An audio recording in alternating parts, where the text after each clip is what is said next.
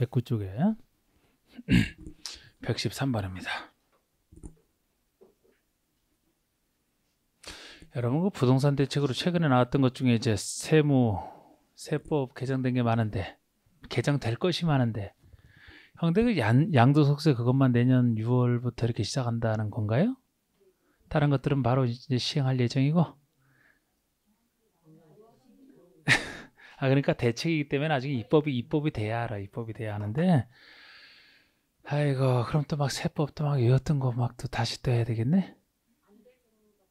안 될 경우가 안 될. 그게 시행일 기준이거든. 시행일 기준. 그러니까 언제 입법이 되더라도 시행일 기준으로 시험일 기준으로 효력이 있어야지. 시험일 그날부터 시행한다? 시험 범위가 되는 거예요. 그러면.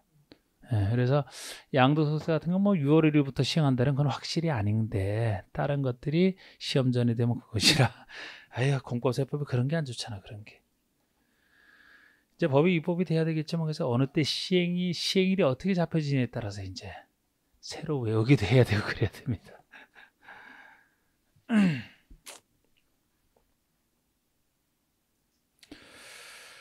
근데 택지 공급과 관련해서 공급을 확대하는 것도 이제 생각해 보겠다는데 그러면 이제 공법이 바뀔 또 가능성도 있는 거고 입법이 돼봐야 알겠지만 대책은 대책일 뿐이에요. 하여튼 법이 개정돼야 확실히 이제 우리가 얘기하는 건데.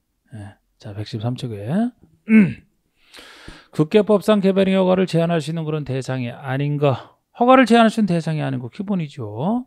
녹지지역으로서 수목이 집단적으로 자라고 있어요. 자 우리 수목이 집단적으로 자라고 있다. 그러면 어디에서만? 녹계에서만. 다른 지역 남은 제한 사유가 아닌데 녹지역이니까 맞습니다. 이게 참고로 몇 년이었어요? 최대 3년. 계획관리에서 조수료가 집단적으로 소식. 이것도 녹계 중에 하나. 3년. 개발행위에서 문화재가 크게 손상될 우려가 있어도 제한할 수 있죠? 3년. 지구단위기획구역 3+2 5년. 개발부터 관리구역 아예 대상이 아니죠. 이거는 구역자 들어가는 말 중에서는 지, 기 두 가지 구역만이잖아요. 개발부터 관리구역이 아니고 기반시설 부담구역이 들어가야 되죠. 이건 제한 사유가 아닙니다. 114번 개발행위가 제한 등에 대한 설명을 옳은 거 됐는데 개발행위로 인해서 문화재 등이 손상될 우려가 있는 지역은 그 문화재 조사 발굴이 끝날 때까지 1회 2년 내에서 그 제한을 연장할 수 있다. 연장은 무슨 연장 안 돼요. 연장 안 됩니다. 1회는 2년 내에서 연장할 수 있는 것은 그거 기관지기만이라고 했잖아. 이번에 기반시설 부담비용으로 지정된 적은 최장 3년 내에서 허가를 제한할 수 있다. 최장 5년, 3+2 최장 5년이잖아요. 기반시설 부담구역, 기관지기. 3번의 개발행위를 제한하는 경우에 국장은 관계 중앙행정기관장과 협의하고 시도지사 시장에서는 관계 행정기관장과 협의다. 자, 우리 제한할 때 누구랑 협의하는지 이런 얘기는 사실 몰라도 돼요. 이런 건 몰라도 됩니다.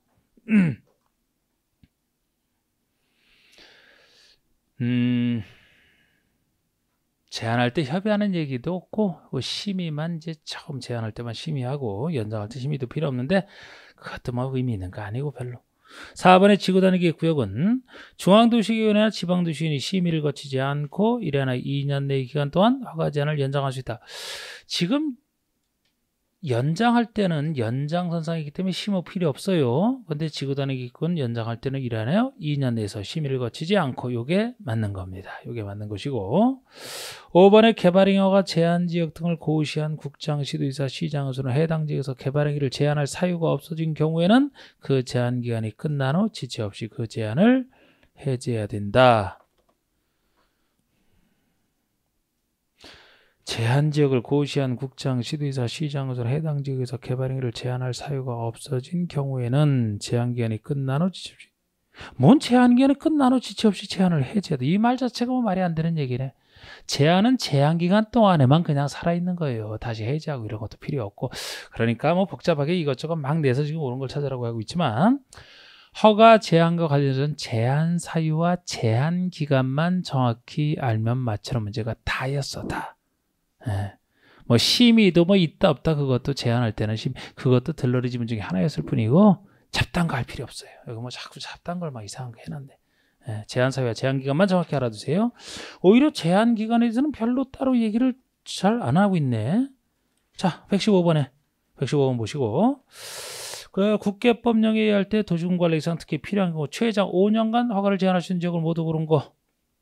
이게 아마 기출 문제였죠. 이거는 최장 5년 동안 제한할 수 있는 지역. 뭡니까 이게? 기관지기만이죠. 제한 사유 자체는 다 맞아요. 이게 5가지밖에 없어요. 그러면 디귿 리을 미음이지.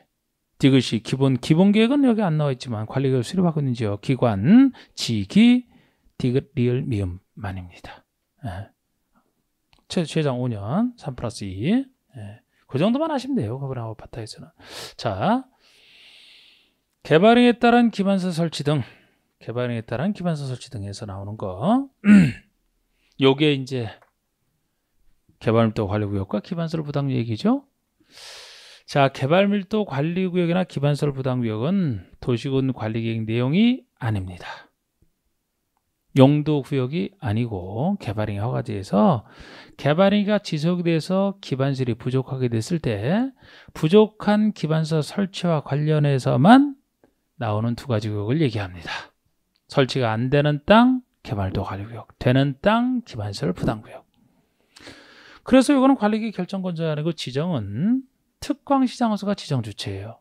제가 국회법에 나오는 얘기 중에서 관리계획 내용이 아닌 것은 다 특광시장허수 그랬잖아.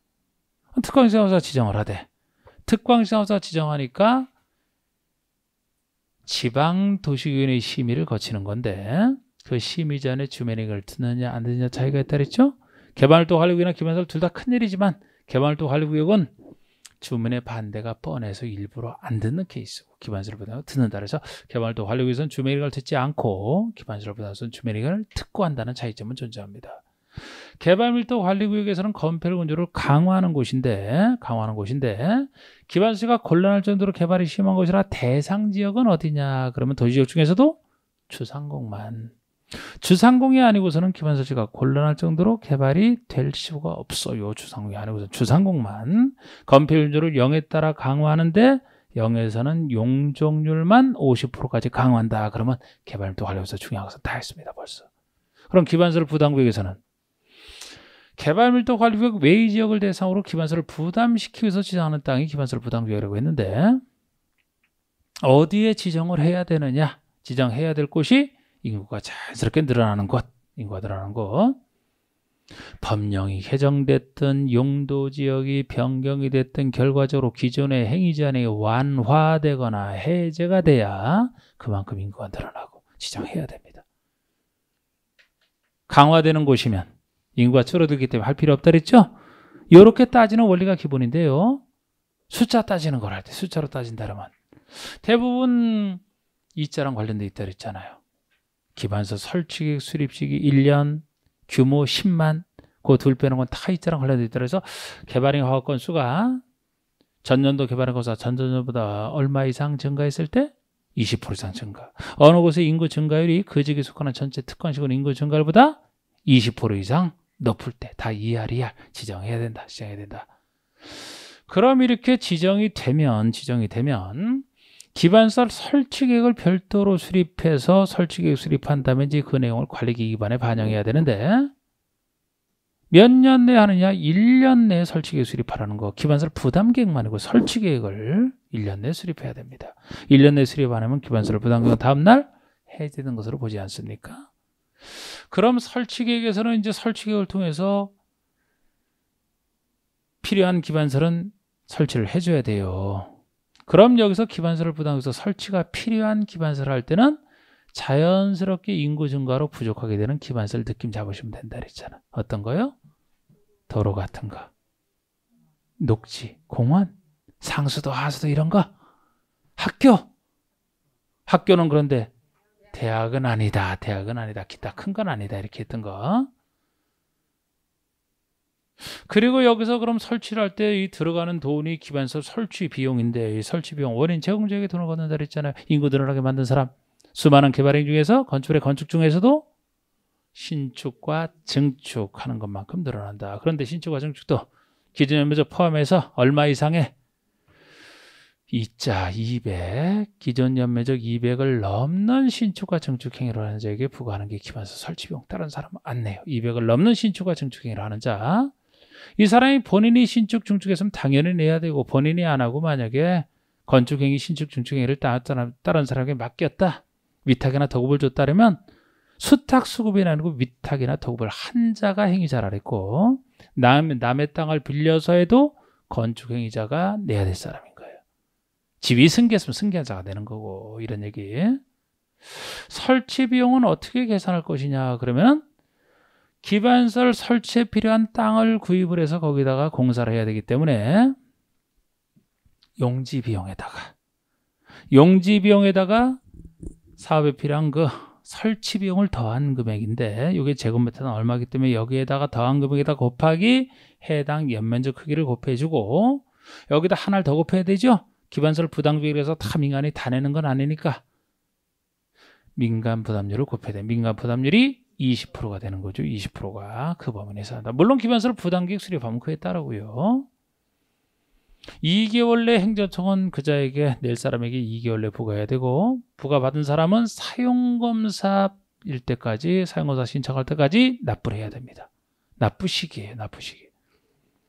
납부할 때는 현금, 카드 납부가 원칙인데 토지를 하나 물납을 예외적으로 인정할 수 있다. 그런 내용들이죠. 그런 내용들. 여기서 이제 어렵게 낼 때가 기반서를 유발 개수 낼 때가 어려운 문제예요. 여기서는. 예? 각 건축물로 기반서를 유발하는 개수가 이걸 뭐 어떻게 하긴 힘들다 그랬잖아. 자 봅시다. 그럼 116번의 개발밀도 관리구역에 대한 설명으로 옳은 거. 자 개발밀도 관리구역을 묻고 있어요. 주상공록 중에 이미 개발이 완료되어 기반 설치가 곤란한 지역을 대상으로 지정한다. 녹지가 들어갈 수가 없지. 주상공을 대상으로 지정. 녹지 지역이 보존할 땅인데 어떻게 설치가 곤란한 지역이 되겠습니까? 주상공을 대상으로 한다 그랬잖아. 녹지가 들어가서 틀렸습니다. 2번 국장이나 시도지사가 개발밀도 관리구역 지정 변경을 위한 관리계획을 결정한다. 개발밀도 관리구역 지정 변경을 관리계획으로 결정한다는 말 자체가 틀렸어요. 관리계획 내용이 아니잖아요. 그러니까 그것도 틀렸고 관리계획 내용이 아니라면 관리계획 결정권자인 국장이나 시도지사가 할 일이 아니죠. 그죠? 특광시장원수가 한다 그랬잖아. 특광시장원수가 관리계획으로 결정하는 것도 틀렸고 막 틀렸어요. 3번의 개발밀도 관리구역 지정 변경은 주민 의견을 듣고 지방도시민 시민 주민 의견을 안 듣는다. 지방도시민 시민은 맞지만 지방 의견을 안 듣는다. 4번 개발밀도 관리구역 지정 기준 개발밀도 관리구역 관리 등에서 필요한 사항은 국장이 정한다. 기준이잖아. 기준 지정 기준. 특권시장에서 지정하니까 역시 지정 기준은 바로 밑 행정청인 장관이 정하면 된다. 제가 했던 논리 중에 하나. 이게 정답이에요. 그리고 당해 지역에 적용되는 건폐율 윤제로 완화에 적용할 수 있다. 이거는요. 완화가 틀렸지. 강화로 해야 되지. 이건 법의 내용입니다. 숫자는데 50%가 남지 용적률만 50% 강화고요. 117번이 개발밀도 관리구역 지정 대상 요건이 아닌가. 이거 그전에 이거 30년 동안에 그전에 한 번 딱 나왔던 개발밀도 관리구역 지정 대상 요건이 아닌 것 되는 건데 이게 다 있자예요. 다 있자. 다 있자인데 그전에 한 번 딱 나왔기 때문에 제가 이건 별로 신경 안 써도 된다 이렇게 했던 겁니다.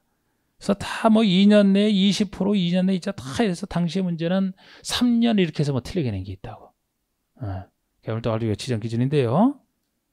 1번에 기반 설치가 필요하다고 인정하는 지역 중 이것도 있자는 있자인데 이거는 기반설 부담구역 지정이잖아. 이거는 기반 설치가 필요하다고 인정하는 지역 중에 전년도 개발행위 건수가 전년도 건수보다 20% 증가. 있자라도 이거는 기반시설 부담구역을 지정해야 될 땅이라고요. 개발행위 건수가 20% 이상 증가, 인구 증가율이 20% 이상 높다. 그 중에 하나잖아 이거는. 나머지는 다 몇 년, 2년 내에 뭐 이렇게 20% 이렇게 얘기하는 겁니다. 2, 3, 4, 5번이. 이 정도로 이제 너무 개발이 심해서 기반 설치가 사실상 곤란할 정도로 개발되어 있는 걸로 나타나는 게 2, 3, 4, 5번이에요. 제가 평상시 잘하는 건 아니에요. 그런데 우리가 1번은 이제 기반설 부담구로 지정해야 되는 곳으로 해야 되는 부분이고 1번도 직접 낸 적은 없어요. 이것도. 그렇게 냈네요. 이거는 118번. 국가법상 시장원수가 주민의 의견을 들어야 하는 경우로 명시되어 있지 않은 거. 이게 이제 기출 문제인데요. 주민의 의견을 들어야 하는 경우로 명시되어 있지 않은 거. 광역도시계획을 수립한다. 주민의 의견을 들어야만 됩니까? 공청회를 통해서 듣잖아요. 공청회라는 게 주민과 전문가까지 듣는 거. 공청회를 통해서 주민의 의견을 들어야 됩니다. 성장관리 방안을 수립한다. 시범도시 사업계획을 수립한다. 이거는 몰라요. 우리가 이런 것까지 뭐 하는 공부하는 건 아니니까 아는 것 중에서 판단하면 됩니다. 4번에 기반시설 부담구역 지정한다. 의견 들어요. 5번에 개발도 관리구역 지정한다. 아까 얘기했듯이 반대가 뻔해서 안 되는 케이스입니다. 답이 5번이 되는 거예요. 그러니까 2번, 3번은 우리가 몰라도 되지만 지금 기본적으로 제가 주민의 의견은 작은 일은 안 듣는다. 개발의 허가 같은 작은 일은 안 듣는다. 큰 일에서 듣는다. 큰 일에서 듣더라도 반대가 뻔한 경우는 안 듣는다. 그래서 2번, 3번 공부하는 건 아니지만 이건 큰 일이라고 보면 되고 배운 것 중에서 4번, 5번의 차이 아닙니까? 개발도 관리구역은 크지만 반대가 뻔해서 안 듣는 119번 기반시설 부담구역에 대한 설명으로 틀린 거 1번 특광시장원수가 지정할 수 있다. 지정권자는 특광시장원수. 2번 기반시설 부담구역을 지정 변경하려면 주민의 의견을 들어야 되며 해당 지자체에 설치된 지방도시의회 심의를 거쳐야 된다. 기반시설 부담구역은 주민의 의견을 듣고 심의 거치고 3번 지정고시도 1년이 된 날까지 설치계획을 수립하지 않으면 그 1년이 된 날 다음 날에 그 지정을 해지정서로 본다. 이게 유명한 기반시설 설치계획 수립식이 1년입니다. 이때까지 수립을 해야 되고 이때까지 수립 안 하면 그 다음 날 기반시설 부담구역 지정을 해지정서로 본다. 4번이 기반시설이 적절하게 배치되어 있는 규모로 최소 10만 이상 규모. 이게 일자 중에 하나 10만 이상 규모. 너무 작아도 안 돼. 최소 10만 이상. 나머지는 다 이자입니다. 5번에 기반시설 설치 등의 부과 대상인 건축행위나 단독이나 숙박시설 등 건축법상 건축물로서 200제곱미터 이자 200을 넘는 기준 연면적 포함해서 200을 초과하는 건축의 건축행위를 한다. 요거 찾겠어요? 어디가 틀렸는지? 네? 어디가 틀렸는지 찾겠어요, 요거? 아니, 숙박시설인 건 상관없어요. 모든 건축물 다 들어가니까 등이잖아, 등. 모든 건축물 다 들어가. 건축이라서 틀린 거예요, 건축이라서. 건축이라면 5가지 행위를 얘기하죠? 신축, 중축, 개축, 재축, 이전 5가지를 합쳐서 건축이라고 하죠? 여기대로는 200을 넘는 모든 건축이 다 대상이 된다는 얘기가 되잖아요. 건축 중에서도 무엇만? 신축과 정축만 대상이라고 했잖아. 신축과 정축만.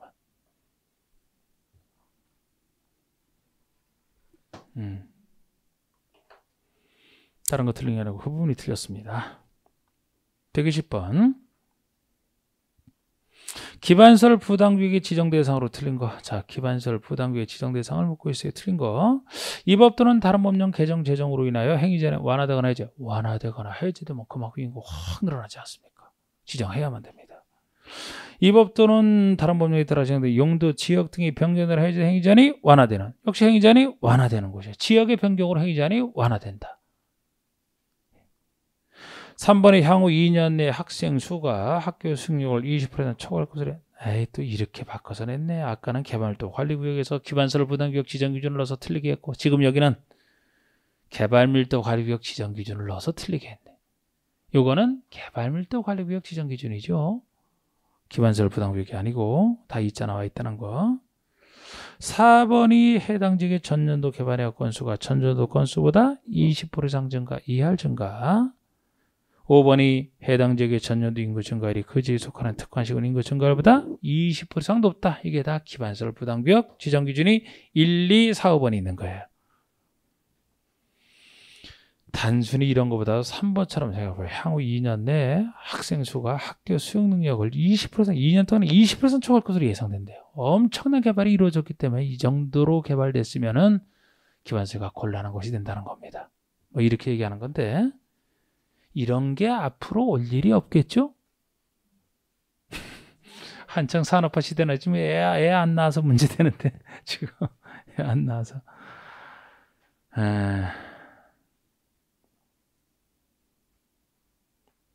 121번. 개발밀도 관리구역 및 기반시설 부담구역에 대한 설명으로 옳은 거 29회 때 옳은 거 1번 개발밀도 관리구역에서는 해당 용도지역에 적용되는 건폐율 용도를 강화 또는 완화에 적용할 수 있다. 빨리 틀린 거 찝어보세요. 완화 때문에 틀렸죠? 완화를 지워야 되고 강화만입니다. 2번 군수가 개발밀도 관리구역을 지정하려면 지방도시 심의를 거쳐 도지사 승인을 받아야 된다. 도지사 승인 이런 거 없어요. 그냥 특광시 한수가 심의만 거쳐 지정하는 겁니다. 다른 계획 세울 때마다 도지사 승인 이런 거 있어도 이건 여기선 도지사 승인 없어요. 그냥 군수가 도지사 승인 없이 하는 거야.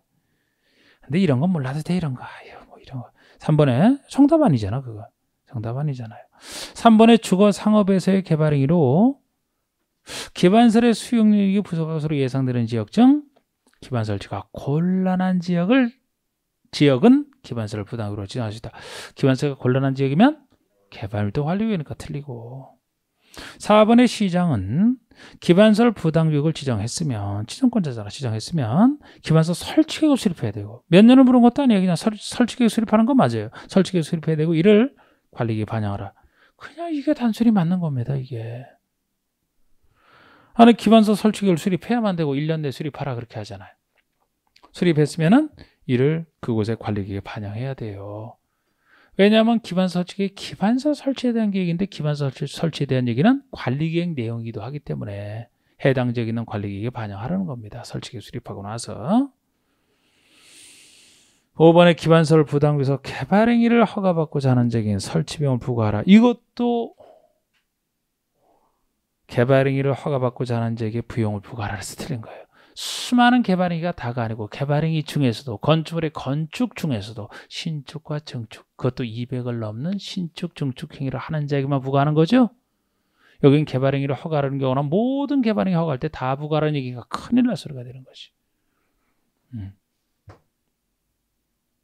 그럼 이게 29대 문제면 이건 찾아야 되는 거예요. 122번 국회법상 건축물별 기반시설 유발계수가 다음 중 가장 큰 것은 에이그 이런 거. 기반시설 유발계수. 피곤한 거.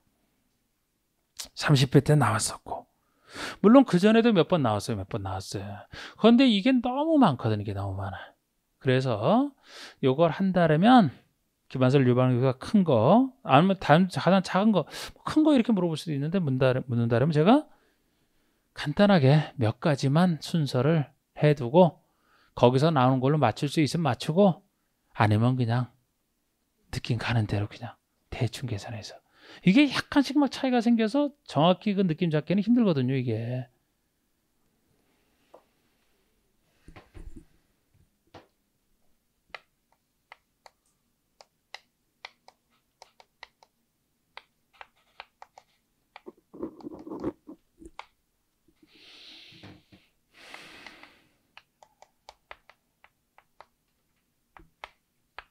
이렇게. 이거보다는 이게 크고 하니까 큰 순서 한 거예요. 왜 기반설 유발계수 큰 순서로 한가. 이 정도만 해두시고. 자, 우리 위락시설, 관광휴게시설, 이정군생, 정규시설, 문화 및 문화시설, 문화 및 집회시설 그리고 일정군생 이렇게 줄여놓은 거예요. 그냥 점 따서. 그래서 관광인데 무엇을 위한 관광이냐? 어디 경치 좋은 곳 보러 가는 게 아니고 도박하러, 춤추러, 놀러 가는 위락, 제일 통제받는 위락을 위한 관광이야. 위락을 위한 관광이 좀 수준이 떨어지죠? 이종. 여기에 비해서 이거 봐요. 종교문화라면. 문화 및 집회인데 그중에 종교사 합친 거. 종교문화면 좀 건전하죠? 일종이죠? 그런 느낌으로 그냥 보시라고. 기반시설 유발계에서 크기 순서대로 한다면 이게 제일 큰 거에서부터 이 정도만 제가 하는 거예요. 이게 한 3분화 되면 20가지 넘거든요. 요거만 해놓고 큰 순서대로 여기서 나온 맞추고 아니면 말고 위락을 위한 관광이 2종 1급, 2급 이 정도로 생각하시면 위락을 위한 관광이 2종, 종교문화가 1종이다. 요것만. 위락을 위한 관광이 2종, 종교문화 1종. 그러면은 여기서 혹시 제일 큰 거를 물었다 하면은 요 순서대로 나오는 거 있으면 그게 제일 큰 거예요. 미라클이한 거 없죠? 관광 있나요? 답이 3번이지 그러면. 미락 관광 2종 그 다음에 다른 거 없네 이제. 종교문화 일종이니까.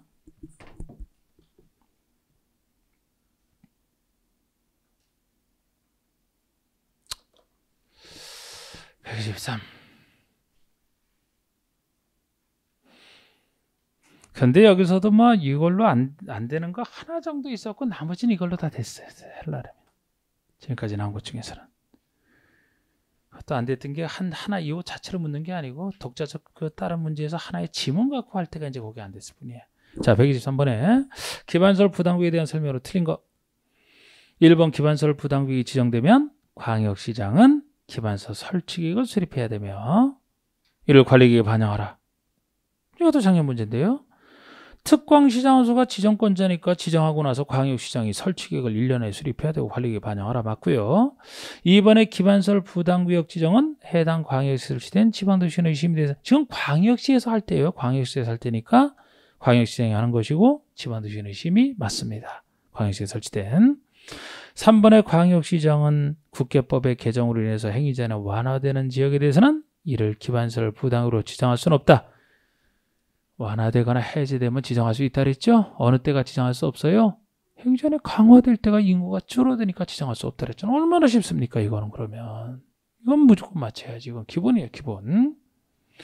4번에 지구단위계획을 수립한 경우는 기반서 설치계획 수립한 것으로 본다. 기반설 부담구역에서는 기반서 설치계획을 수립하는 게 원칙입니다만 만약에 그곳이 지구단위계획으로 지정이 돼서 지구단위계획 수립이 이미 돼 있다라면 그때는 이거 할 필요 없다는 거예요. 왜?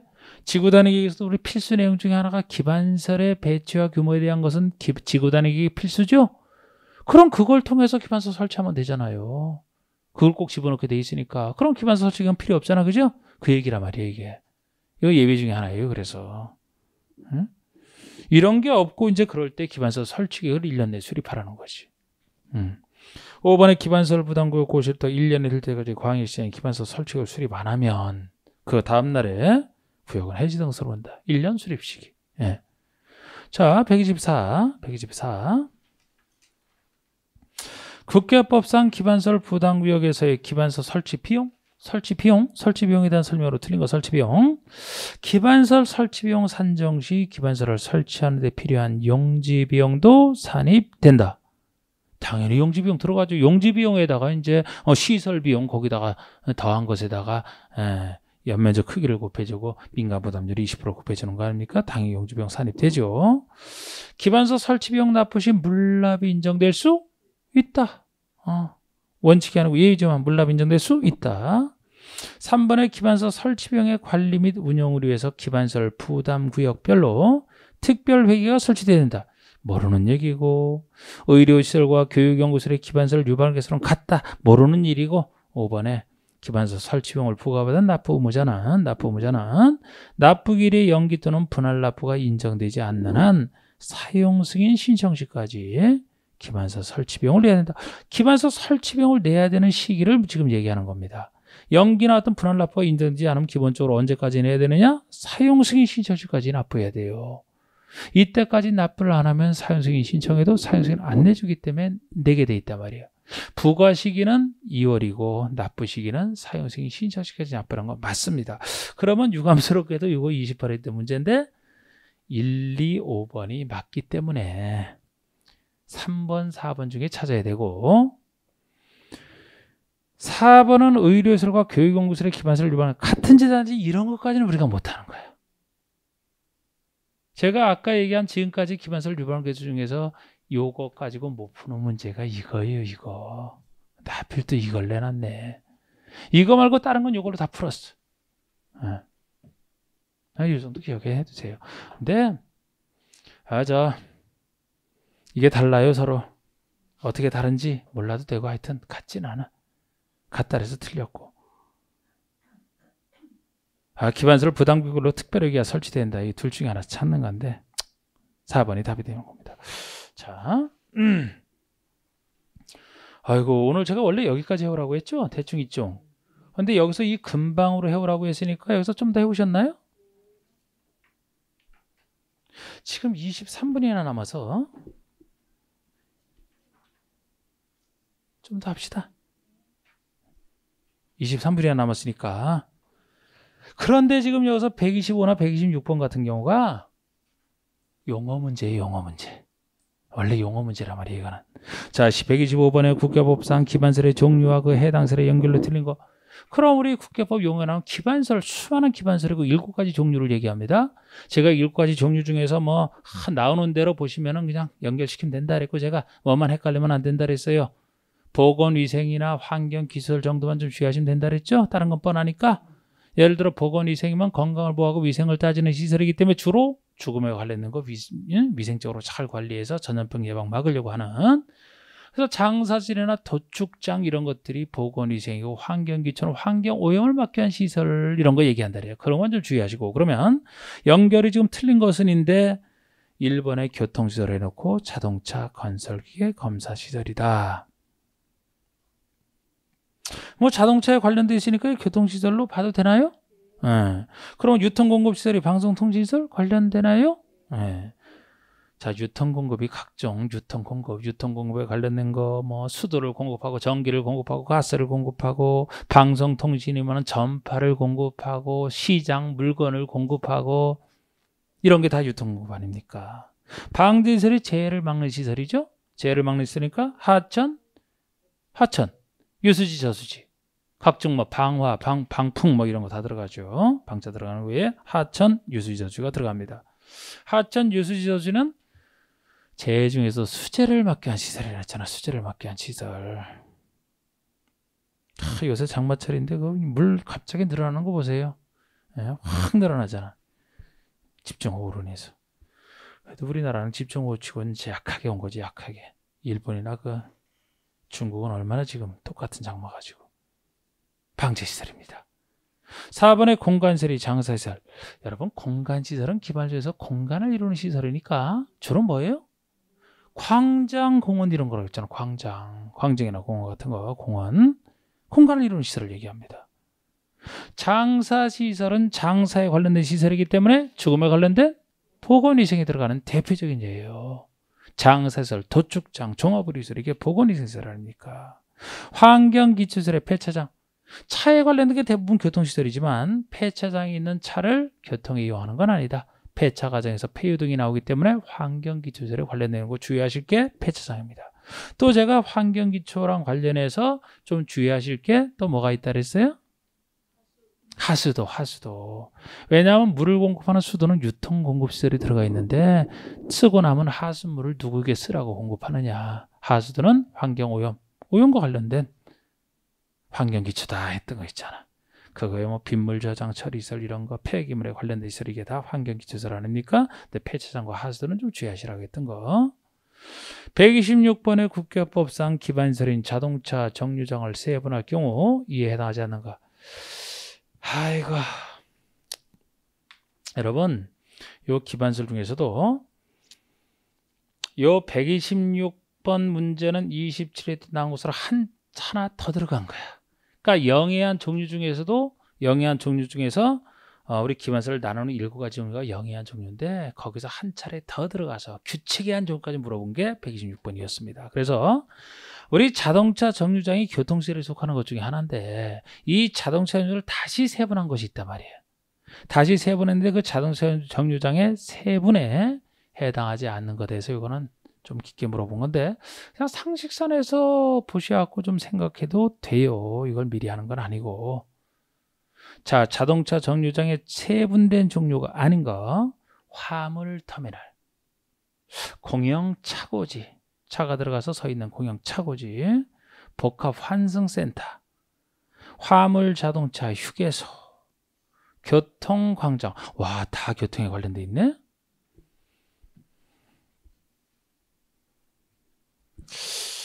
뭐를 찾고 싶어요? 그러면 훌륭한데, 글쎄.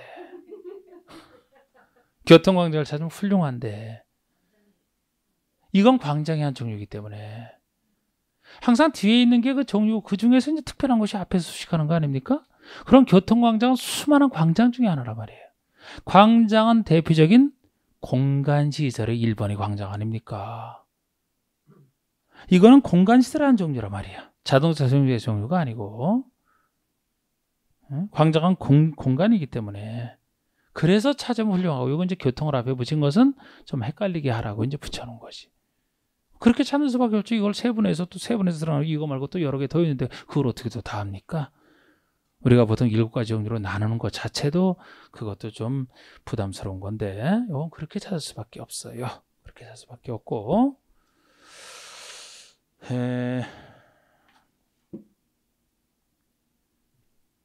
그 127번 같은 경우도 조금 정상적인 문제는 아니에요. 이게 공동구에 대한 얘기인데 여러분, 다음에 해당하는 지역지구 규모가 200만 제곱미터를 초과하는 경우에 공동구 의무 설치 대상에 해당하지 않는다. 자, 우리 공동구에 대해서 가끔 나오는 건데, 우리 공동구는 원래는 이제 설치 의무는 예외적인 현상이에요. 필요한 경우 설치할 수 있다는데, 일정한 사업하는 곳으로서 면적 200만을 초과하는, 200만 초과할 때는 공동구 설치 의무가 있거든요. 그런데 여기는 지금까지 200만 제곱미터를 초과할 때는 공동구로 설치해야 된다 이렇게 돼 있는 것은 한 번 등장한 적이 있어요. 시험에 200만 초과라 해서 제가 공법에서 나오는 제일 큰 숫자가 330만인데 200만을 갖고 큰 사업에서 따지는 것은 이거 하나밖에 없다. 공동구 설치 의무에서만 200만 초과 숫자가 하나 나올 뿐이다 했는데, 그 숫자를 물어본 적이 있지만 여기선 그 숫자 문제가 아니고 어느 사업으로서 200만 넘을 때 이걸 물었기 때문에 역시 정상적인 문제는 아니다 제가 얘기를 하는 거예요. 우리가 이런 거 가지고 어떻게 일일이 다 해 이거를. 예? 물론 여기서 정답은 뭐 주택법에 따른 그 대지용 사업지구로서 이건 주택법에 따른 거 여기랑 뭐 상관없는 얘기지만, 200만 초과만 그냥 기억해 두세요. 200만 초과시 공동설치 의무가 있다라는 거. 그냥 일반적인 거 하면 돼. 공동에서는 200만 초과시. 예? 예. 어느 대상으로서 이건 아닙니다.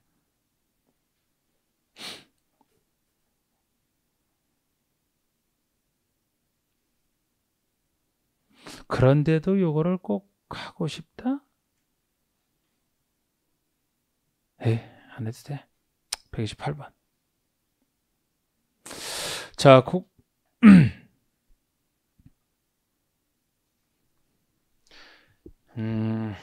128번에 공동구 설치 관리 등에 대한 설명을 틀린 거. 자, 우리 공동구에 대해서는 여러분, 공동구에 대해서 핵심만 좀 제가 말씀드리면, 공동구라면은 각종 지하 매설물을 공동으로 수용하기 위해서 지하에 설치하는 시설물을 얘기하는데, 아까 얘기한 대로 일정한 사업으로서 200만 초과 시에는 설치 의무가 있다라는 거 하나, 그건 이미 나왔었고, 그 다음에 우리 공동으로 설치할 때 그 비용 얘기가 있어. 비용 얘기가, 이 공동구는 다른 기반설은 만들어 놓으면 누구나 쓸 수 있는 것이지만 공동구는 써야 될 사람이 한정돼 있어요. 아무나 쓰는 게 아니에요. 그거. 예를 들어 전기세를 설치할 한전이라든지 뭐 가스 이런 사람들이 써야 되기 때문에, 다른 기반설은 설치 비용을 시행자가 설치 비용 혼자 냅니다만 요거는 쓰는 사람이 한정돼 있기 때문에 시행자가 혼자 내야 될 것을 시행자와 쓸 사람인 자명예정자가 설치 비용을 공동 부담하는 게 특징이고, 그나마 설치 비용을 공동 부담하지 관리비라든지 사용료는 쓰는 사람만이 낸다. 즉 쓰는 사람에게 좀 부담을 지우는 그런 특성이 존재하고요. 시행자가 공동구 설치를 완료했다면 완료만으로 끝나서는 안 되는 거예요. 일반 사람이 쓰는 게 아니기 때문에 완료했다면 공동으로 써야 될 사람에게 내가 완료했으니까 당신은 여기 공동구에 당신의 시설을 집어넣어서 공동으로 사용하라. 이걸 알려줘야 되거든요. 예를 들어 전기세를 설치할 한전에게 내가 했으니까 언제까지 전기세를 거기다 수용하세요라고 알려주고, 그 정해진 기간 내에 한전은 해당 시설을 집어넣어야 됩니다. 그런 얘기도 공동구만의 특징이에요. 그럼 여기서 설치가 우리 공동구에서 어떤 시설을 그럼 공동구에 수용해야 되느냐, 수용해야 될 시설은 빠짐없이 집어넣어야 되는데, 우리 수용해야 될 시설로 정해지는 것이 웬만한 지상의 미건 해치원선 다 들어가요. 다 들어가는데 두 가지는 아닙니다. 웬만한 건 집어넣어야 돼. 두 가지는 아니에요. 두 가지는 안전상 문제 때문에 무조건 수용해야 되는 게 아니고 공동구 협의의 심의를 거쳐 수용할지 말지를 판단하는 게 있어요. 그게 뭐예요? 가스관과 하수도관. 그게 가장 핵심 중에 하나지. 가스 폭발 위험 때문에, 하수도 오염 문제 때문에 이 두 가지는 공동협의회 심의를 거쳐 수용할 수 있는 시설이라는 거. 이제 그 정도면은 거기서 뭐 우리 설치비용 안 낸 사람이 쓴다라면 뭐 관리자인 특방시장에서 허가를 받아야 되는 얘기도 나오고, 그다음에 잡다한 얘기들이죠. 뭐 공동 안전주지 관리 계획은 뭐 5년마다 수립하라는 계획인데 뭐 그걸 갖고 정답화시키지는 않을 거고, 예. 최소 뭐 1년에 1회 이상 영이 정하는 바에 따라 안전 점검을 해야 되는데 뭐 영에서는 뭐 정기 점검, 수시 점검도 있지만 됐어요. 그런 것까지 다. 128번 그럼 공동구 설치 관리 등의 설명 틀린 거 됐는데, 1번 공동구는 특광시장으로서 관리한다. 관리 주체는 특광시장으로서예요.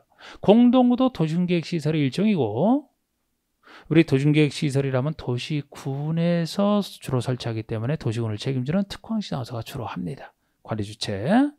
2번 공동구가 설치된 경우는 그 공동구에 수용해야 될 시설이 정해진 시설, 요것이 아까 제가 가스관, 하수관 빼놓고 우리 나머지가 다 수용되될 시설인데, 이리 정해진 수용되될 시설은 모두 수용되도록 해야 된다.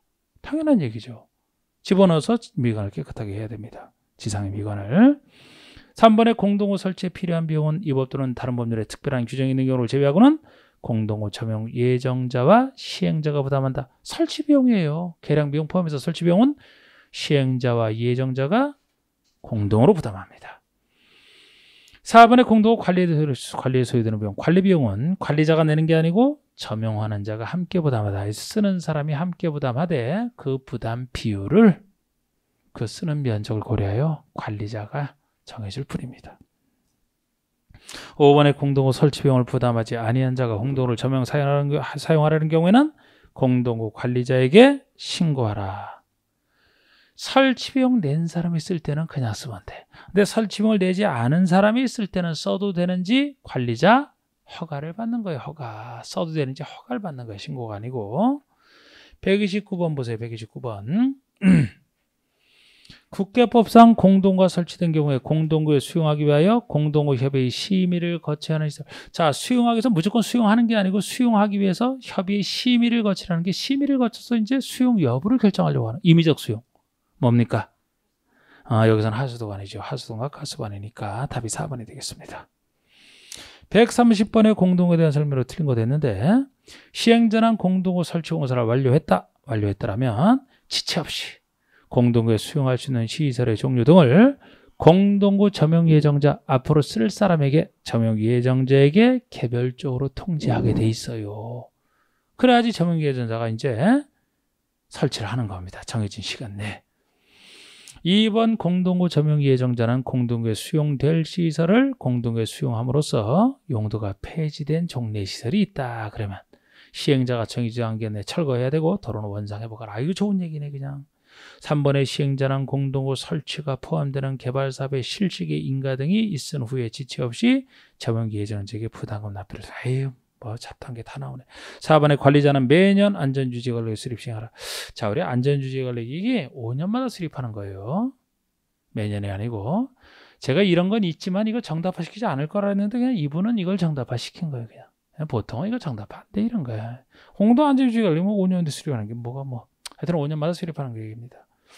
그리고 5번의 공동관리자는 1년에 1회 이상 안전점검을 실시해야 되고 1년에 1회 이상 점검 실시해야 돼. 이것도 1년에 최소 1회 이상 중에서 이제 0이 정하는 바에 따라 하는 것이고, 뭐 법으로 보선 맞고, 안전 점검 결과 이상이 있다고 인정할 때는 지체 없이 보수가 필요한 치료하라. 그냥 좋은 얘기입니다.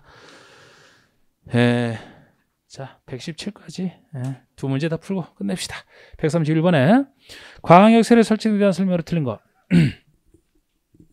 이 도시군 기반설 파트에서는 기반설에서 도시군 관리계로 결정된 시설이 도심계획시설이고, 도심계획시설에 해당되는 것은 보통의 도심계획시설 설치에 관련하는 규정이 있는데, 아까 얘기했던 공동구라든지 여기 광역시설은 기반설적인 고유 특성이 있어서 따로 예외를 인정하는 겁니다.